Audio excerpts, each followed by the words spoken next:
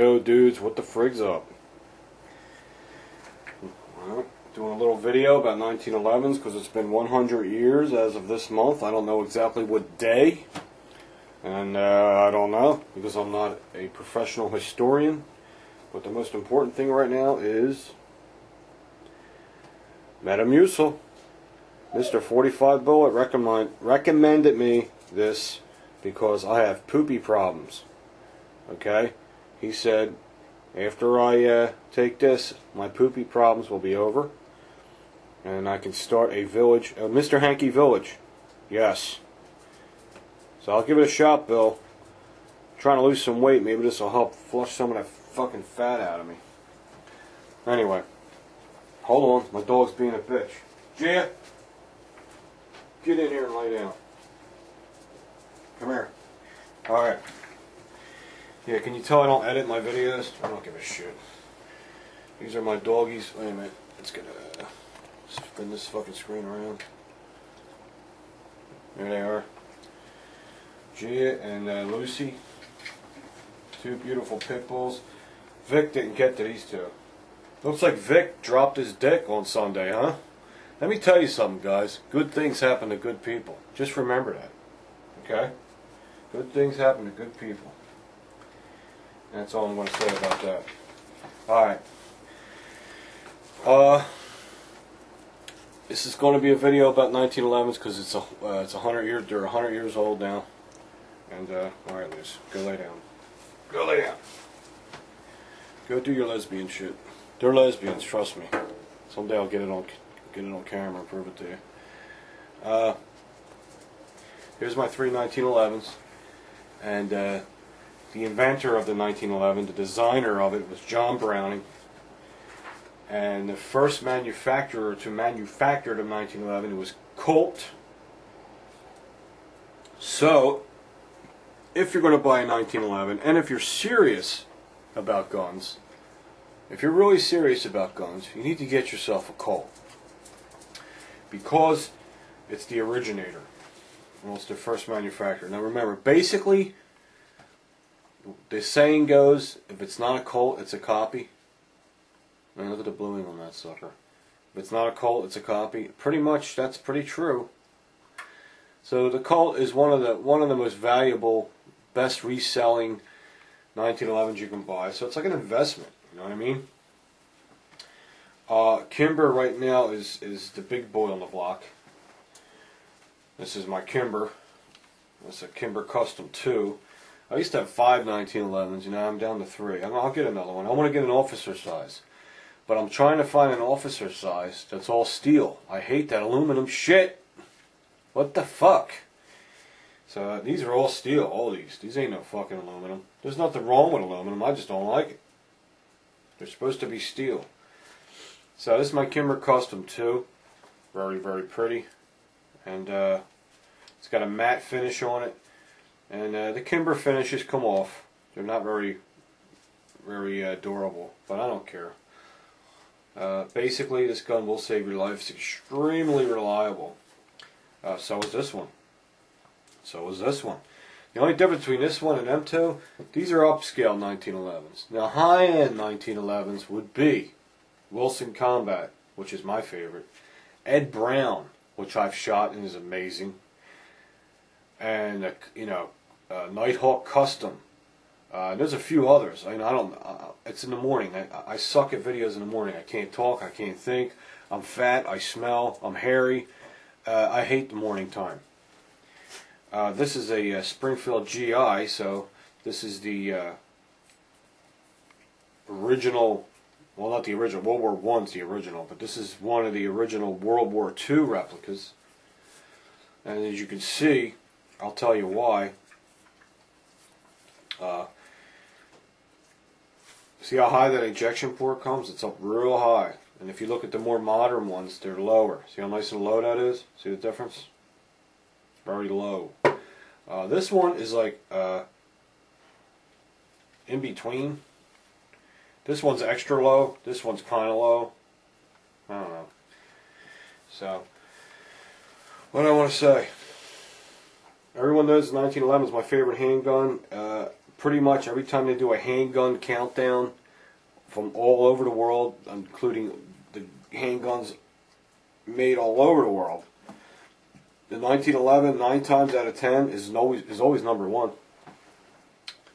They just did a countdown on the Guns Lot. Remember that place I was telling you?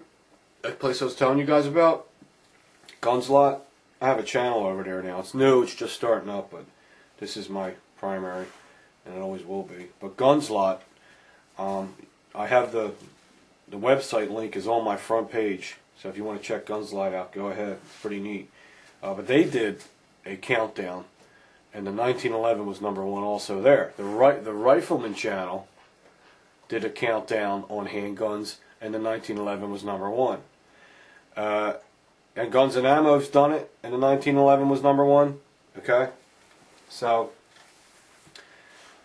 it's just proven itself. It's just been too long. This is insane, and this gun's still around. It's insane. Not only that it's still around, it's insane that people are still carrying them. Cops, FBI, you know what I mean? The Marines, Special Ops, use 1911s too. We have I don't like to say this, but I have to because I don't want you to think I'm blowing smoke up your ass or anything like that. I do have a federal agent in the family, and it's a woman, that's all I'm saying. And they use 1911s, they use HKs, they use Sig Sauers, they use Glocks, okay? So stop saying the FBI uses this and the FBI, no, the FBI uses that. They use all different guns. They don't use just one kind of gun. They use fucking that out of your mind or what? Are you kidding me? They use the fucking guns they shoot best with. Okay, I'm sure they're issued one. Then when they get themselves established, they can have pretty much use any gun they want to use. There you go. And I found that out from a very, very powerful source. So eat me. The Colt. I shoot best with this one. I don't know why. I think it's the trigger. With any gun, probably the trigger pull is the most important thing when it comes to one of the most important things when it comes to shooting accurate. You don't want to be worrying about the trigger as you're looking at the target. You don't want to be trying to control the trigger too much when you're shooting. You know, the trigger should be not an issue. You have too many other things you have to think about when you're trying to shoot straight. And the 1911 has the best trigger. If you look in shooting competitions, the 1911 outnumbers every gun by fucking far. It's not even close. If there's 6 people in a competition, I guarantee you 3 to 4 of them have 1911s. And maybe 1 or 2 or guys have a Glock, or another guy's an XD, or a Beretta 92, you know what I mean? But most of them use 1911s because the 1911 has the best trigger. Isn't that amazing? It's been around 100 years and it still has the best trigger. They can't figure out how to make a better trigger than a 1911. It's been 100 years. Okay? So if you're a guy that don't like 1911s, you need to go shoot one first before you say anything. There's a reason why they're still around, man. And that's one of them. They're extremely durable. They'll outlast you. Okay? The frame don't crack and all that stupid shit, and the recoil rods don't break. You know what I'm saying? You know what I'm saying. These guns today, these modern guns, you know what I'm talking about. Sometimes the recoil guide rod breaks or the frames crack. I'm not talking about Glock. I'm not picking on Glock or nothing.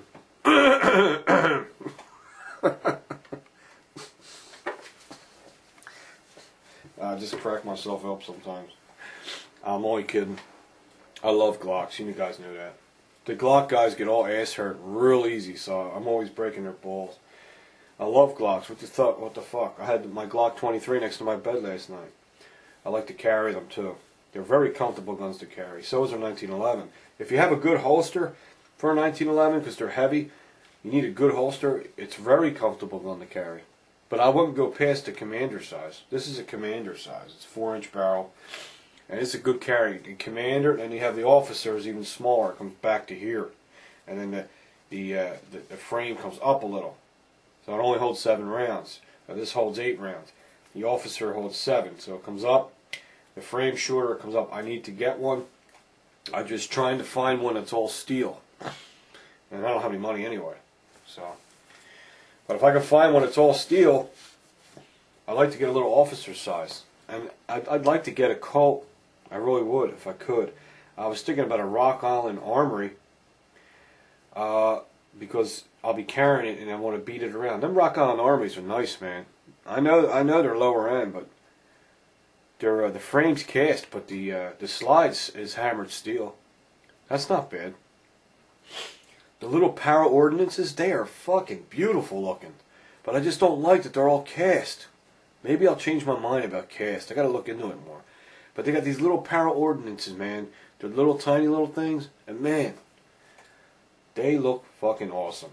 They really are pretty guns. I'm just scared of them. I don't know. What else did I want to say? I got to do a shout out. I got to do it. Please. Remember I told you if I do a shout out, it's guaranteed going to be a person you won't be sorry. When I do a shout out and I see you guys go to that guy's channel and it says Pete sent me, that makes me feel so good, and it makes me like, you know what, YouTube's awesome. I'm going to keep doing it. Because there's a lot of times where I started because of the trolls and all that shit. And, you know, I'm like, fuck this YouTube. I said, the money sucks. You don't make good money. You know what I mean? The money blows. It's just aggravating. You gotta keep putting videos up. But when I see that many people like me and take my word for it and trust me and sub to people that I recommend, that makes me flip the way I'm thinking about that and say, nah, I'm going to keep doing it. I'm going to keep doing it. Look how cool these people are, man. Look how nice these guys are. They're like my good friends. They're like electronic friends, but they're like, we have a relationship. It's crazy. And the people like my family that ain't on YouTube, they don't understand it. And you can't understand it till you had a channel for about a good year. Then you can understand the YouTube friend circle. It's amazing. It really is. I send them stuff. They send me stuff. I help them out. They help me out. And it just shows you the world isn't fucked up. It really isn't. And it shows you there's more good than there is bad. Because out of all the friends I have on YouTube, I only have a problem with one person. Like, I'm talking about good friends, not someone I just met and fucked me over. I'm talking about someone that's been a good friend. I only had a problem with one fucking person. This guy, you gotta sub to this guy. I'm telling you, you won't be sorry. His channel name is Razback14. I've gave him shout-outs before, but they were quick ones. I need to give him a good one because he's such a great friend, and he helps me with my computer. The guy is phenomenal with firearms. I've seen him take down a SIG 229 all the way down to the bone. All the way down to the bone every fucking spring. You will learn a lot on his channel. He's full of knowledge. I put him right up there with, what is it? Celtic Armory? I say Celtic. I don't know why I say it. Celtic Armory and, you know, Brandon 401. You know what I mean? Mr. 45 Bullet. He's right up there with them dudes. He's a real good guy. Not only is he just a good guy, he's loaded with knowledge. It's like YouTube is like free gun school. It's free gun school, man. You're getting to learn about guns for nothing. It's amazing. So try to check out Razback14's channel, dudes. This is a special one for me. Can you really just give him a chance? I think you're really going to like him. He's very, very funny. You'll see me in his comments. We're always telling fat jokes back and forth, and it's hysterical. Okay, so let's get him with us. Anyway, I don't want to go too long because I know you guys, it pisses you off. Well, as far as the 1911 is definitely, everybody knows is my favorite handgun. I like Glocks. I love my XD. I love that XD, man. I can never say enough about it. And a 6 Sauer, awesome. But I'm telling you, Just something about the 1911. I don't know what it is. It's the ergonomics. I love how thin it is. I love how it points when you point it. And I like it's got a thin grip, so when you wrap your hand around it, you can put your palm swell in here, your palm in here, and then you can wrap your hand around your other hand, and you're using your other hand like it's part of the grip. If you can think that way, you'll shoot better. This is the grip, the gun, and you're holding it. Now your hand is the grip too, so you're going to wrap your hand, you're holding your other hand like it's part of the grip. Gives you a lot of control, okay? It's a fantastic design. That's why it's still here. 100 years? Really? 100 years? That's insane. That's insane. It's insane because they're still using it almost as much as when they used it back in the day. It stayed good. You know what I mean? It's consistent. And they haven't really changed it much. You know what I'm saying? Then this is almost the original look of the 1911. The World War I, this swells out in the back. The World War I goes straight, and the World War I has an extended trigger. So the only thing they really did with the World War II is they shortened the trigger, and then mainspring housing comes out a little bit, which I think the World War II one looks better to me. I don't like the straight back, but now if you look at the new ones now, they're back to the straight back. See it? It doesn't swell out. Now Kimber, this is checkered, and a lot of people don't like Kimbers because the mainspring housing is a Teflon. It's not plastic, it's like a strong Teflon, and I'm not sure about the Colt. I don't know if this is plastic. I think it looks like plastic to me. This is that Teflon mainspring housing also. But the old guy, this is 100% steel, hammered steel from top to bottom. This is the Colt GI model, but it's made very loose. Here, it's a lower end 1911. The parts are a little looser, but it hasn't failed, and it's very accurate. It's amazing. It's amazing how accurate and how well it works for a $550 1911. Okay, this is never jammed, never. I don't know how many rounds I got through it. It's not a lot. I don't know, 175 rounds, something like that. But it's brand new and it didn't jam once. That's good. That's good. Usually in 1911 it jam once because it has to break in a little. But there's little break in with a GI model because the spring, it doesn't have a strong spring in it. It's made loose. The fit is very loose on it. So kind of like, you know, like an AK, it's made loose. I don't know, I guess that helps with reliability. But it's not going to be like hair splitting accurate. It's going to be accurate, but it's not going to be hair splitting accurate because it's made a little looser than the other two. But this is, you could put a good group together with this. Can I make one hole with it? Sometimes I can when I shoot it a lot. We'll see. Because I've had a couple of these. I haven't just shot this one. I've shot many of them. There's another. I'm not going to bring that up right now. I'll mention that later. There's something I wanted to mention about the Extractor. I'll mention it now. Fuck it. You see the Extractor on the lower end 1911? It tends to be fitted loose, so it tends to, see that real circle? It tends to pivot like this, like a dial, and it should not do that because if it turns a little, a gunsmith brought this to my attention. Howard from the bunker said this has to be at 0-0. Now I know what he's saying. 0-0 must mean it has to be perfectly vertical, or it will not grab it won't grab the brass right. It might grab if it's cocked, if it's turned a little and it grabs the brass to eject, it might just get a piece of the brass, and it might not grab it enough to pull it out of the way, and that can cause a stovepipe. You know what I mean? So when you put that Extractor back in, just make sure it's 0-0. It's perfectly vertical. Thank you, Howard. We'll be going to the bunker again, probably this week. I'm going to get a hold of Howard, and we're going to do a 1911 anniversary thing. He's going to show you all the different grips he has. It's going to be fun. That's what I wanted to show you. Now, when you get up to these higher end guns, this is a Kimber and a Colt. It's much higher end. So what I say is a fit and finish, which you could see just by looking at it. Look at that Extractor, how nice and flush it is, and it's tight, tighter than a snake's ass. There's nothing tighter than a snake's ass. Don't ask me how. I know this. It's just a formality. But if you see the extractor on that, see how nice and flush and machined it is? Nice and flush, and it doesn't rotate at all. Well, that's why you pay more money for a Kimber, and the Colt's the same way. That's why you pay more money for these. There you go. That's why you pay more money for these guns. Does it make it more reliable? I guess it does. I would think yes, it does. All right, because you don't want to have a stovepipe. But this gun has not failed, so I can't say nothing. Which one I shoot most accurate with is this Colt.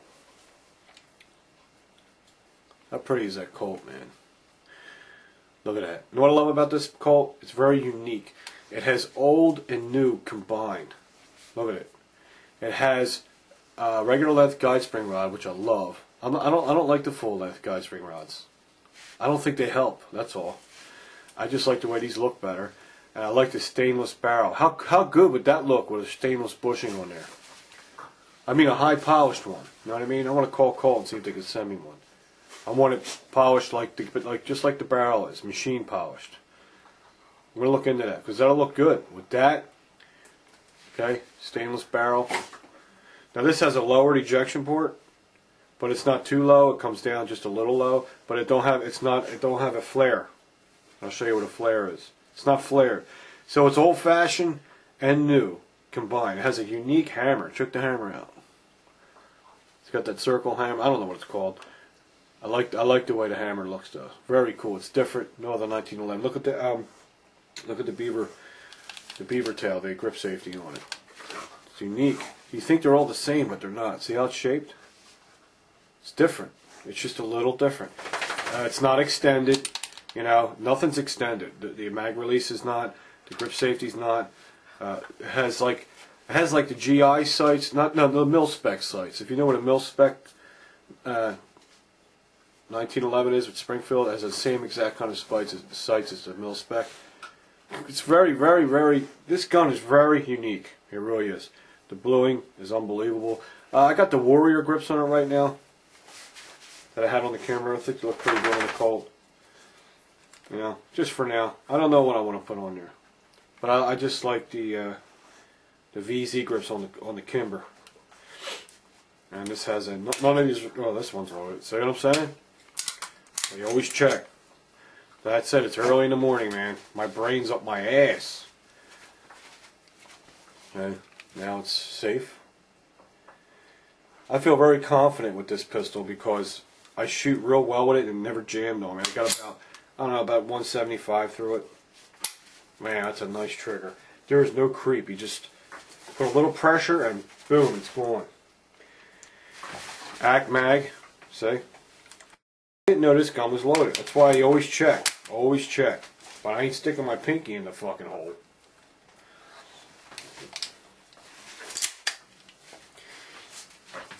Okay. There's the Kimber. Kimber's sweet, man. I have to say the Colt has a nicer trigger.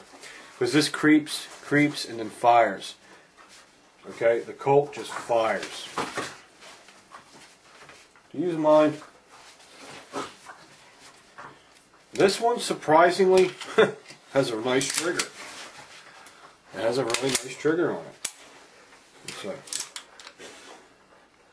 like to compare them.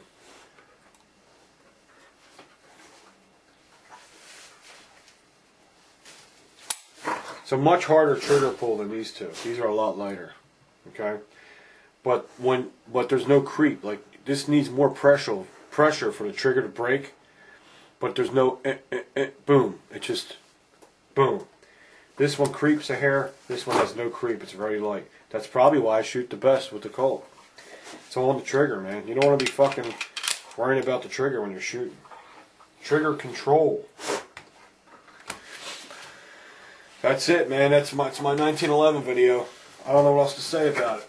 I think it's long enough. 24 minutes. Sorry about that. Damn. Well, I'll see you guys soon.